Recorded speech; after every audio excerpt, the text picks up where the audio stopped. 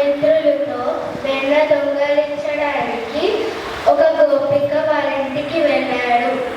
అక్కడ వెన్న కుండ పైకి ఉంది. మిత్రులు ఒకరి మీద ఒకరు వంగి కృష్ణుడు పైకెక్కి వెన్న కుండ తీసుకుని వెన్న మిత్రులకిచ్చి అప్పుడు తను తిన్నాడు. అప్పుడు గోపిక వచ్చింది.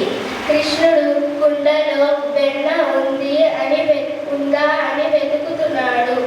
గోపిక వచ్చి ఏం వెతుకుతున్నావు కృష్ణ అని అడిగింది. అప్పుడు కృష్ణుడు